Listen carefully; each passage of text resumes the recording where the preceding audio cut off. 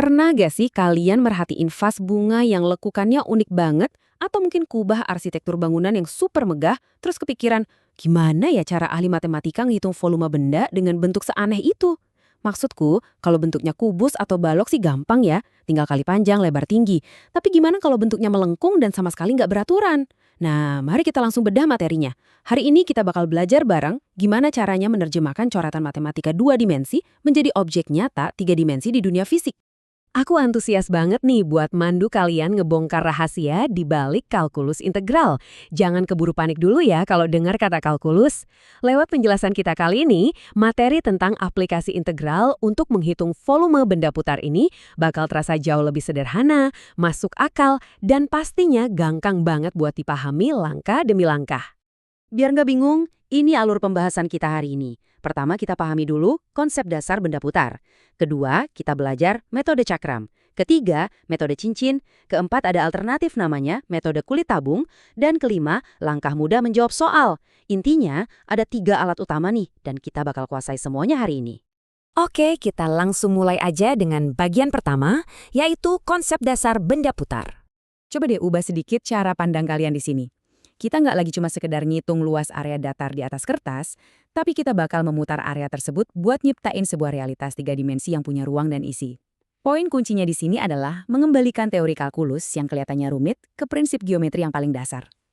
Logikanya gini, volume itu kan sebenarnya cuma luas alas dikali sama tinggi kan? Bayangin kalian punya selembar kertas tipis. Itu adalah luas areanya. Terus, kalau kertas itu kita kasih ketebalan, walaupun cuma setipis mili, dia otomatis berubah jadi lempengan 3 dimensi. Nah, logika sesimpel inilah yang bakal terus kita pakai. Kalau kita lihat dari pondasi matematisnya, idenya itu bermula dari memotong benda jadi lempengan-lempengan tipis. Integral kalkulus pada dasarnya ngasih kita kekuatan buat memotong sebuah benda jadi lempengan yang jumlahnya tak terhingga di sepanjang sumbu X atau sumbu Y. Setiap lempengan ini bisa kita anggap sebagai tabung yang super-duper tipis. Lalu, rumus integral ini bekerja ibarat sulap. Dia menjumlahkan volume dari seluruh tabung tipis tadi menjadi satu volume utuh. Keren banget kan? Masuk ke bagian 2. Kita akan bahas cara menghitung volume benda padat menggunakan metode cakram. Ini adalah senjata matematika kita yang pertama dan paling mendasar, dan bakalan sangat powerful kalau kalian tahu cara pakainya. Bayangin ada sebuah kurva berbayang yang diputar mengelilingi sumbu X. Analogi favoritku buat ngejelasin ini tuh ngebayangin kalian lagi motong sebuah wortel yang padat. Setiap potongan bulat yang kalian iris itu adalah sebuah cakram. Karena alas dari benda putar ini bentuknya lingkaran, luasnya udah pasti pi dikali jari-jari kuadrat. Nah, jari-jarinya itu sendiri adalah tinggi dari kurva tersebut, yaitu fungsi fx. Jadi, formulanya sangat elegan. Volume sama dengan pi dikali integral dari fungsi fx yang dikuadratkan. Mari kita coba terapin ke soal sungguhan. Misalnya, kurva sx sama dengan 4 minus x kuadrat diputar mengelilingi sumbu x. Area ini pas diputar 360 derajat bakal ngebentuk sebuah kubah yang padat. Kita tinggal masukin aja fungsi tadi ke dalam rumus dasar cakram, kuadratin fungsinya, terus integralkan dari batas x sama dengan 0 sampai x sama dengan 2. Langkah aljabarnya ngalir gitu aja dan dapat deh hasilnya 256/15 pi. Konsep ini juga konsisten banget loh kalau kalian disuruh muter kurva yang sama tapi mengelilingi sumbu y, kalian cukup ubah variabelnya jadi y. Logikanya benar-benar sama persis. Lanjut ke bagian 3, gimana kalau bendanya berongga? Disinilah kita menggunakan metode cincin.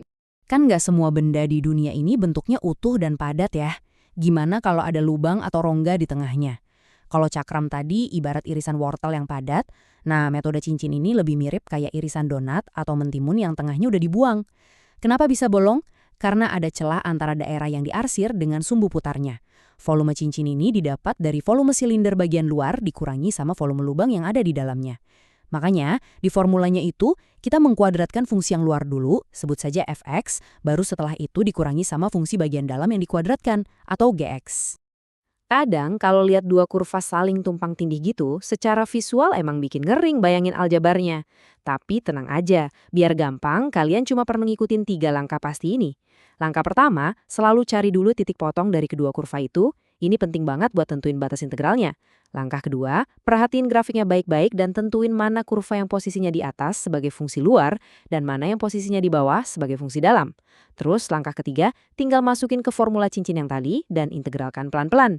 Yuk kita lihat praktiknya. Misalnya nih, kita mau nyari volume di antara kurva X kuadrat dan garis lurus X tambah 6. Pertama, cari dulu dong titik potongnya. Caranya, samain aja kedua persamaannya. Nanti lewat pemfaktoran, kita dapat deh batas integralnya di X sama dengan 3 dan X sama dengan minus 2. Terus, karena garis lurus X tambah 6 ini posisinya ada di atas, berarti dia yang jadi fungsi luarnya. Kita kurangin kuadrat dari fungsi luar sama kuadrat fungsi dalam. Lakuin perhitungan integral seperti biasa, masukin nilainya, dan boom! Hasilnya 166 2/3 pi. Langkahnya mungkin agak panjang, tapi alurnya logis banget kan? Sekarang di bagian 4, kita punya satu metode alternatif yang sering banget jadi penyelamat, yaitu metode kulit tabung. Kadang tuh ya, maksain pakai metode cakram atau cincin malah bikin pusing kepala karena persamaan matematikanya terlalu ribet buat diubah-ubah. Nah, disinilah senjata alternatif kita beraksi. Kalau metode cakram itu memotong objek tegak lurus dengan sumbu putarnya, metode kulit tabung ini memotongnya secara sejajar. Bayangin aja ini kayak kalian lagi ngupas lapisan-lapisan bawang bombay atau narik pipa teleskopik yang berlapis-lapis itu. Formulanya adalah 2pi dikali integral dari jari-jari tabung dikalikan dengan tinggi tabungnya. Contohnya, kita mau mutar persamaan Y sama dengan 1/akar X mengelilingi sumbu Y.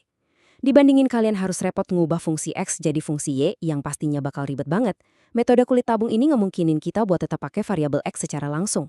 Formulanya langsung mengeksekusi 2pi dikali integral X dikali 1/akar X. Asli, ini jauh lebih hemat waktu dan elegan banget. Dan akhirnya bagian kelima, ini yang paling ditunggu-tunggu. Langkah mudah dan trik jitu menjawab soal saat ujian. Pas lagi ujian, tantangan terbesarnya itu kan nentuin alat mana yang paling pas tanpa harus buang-buang waktu yang berharga. Biar nggak bingung, ini contekan cepatnya. Pertama, langsung aja pakai metode cakram kalau grafiknya itu nempel sejajar sama sumbu putar. Jadi dia bakal ngebentuk benda padat tanpa rongga. Kedua, pakai metode cincin kalau secara visual kalian bisa lihat jelas ada celah atau jarak antara area yang diarsir sama sumbu putarnya. Dan ketiga, buruan beralih ke metode kulit tabung kalau perhitungan cakram atau cincin maksa kalian buat muter fungsi tegak lurus yang bikin substitusi variabel X ke Y jadi super ribet. Ingat ya, kenali bentuknya, baru pilih senjatanya. Nah, ada satu lagi nih contoh kasus unik yang sering banget dibikin buat ngejebak pas ujian.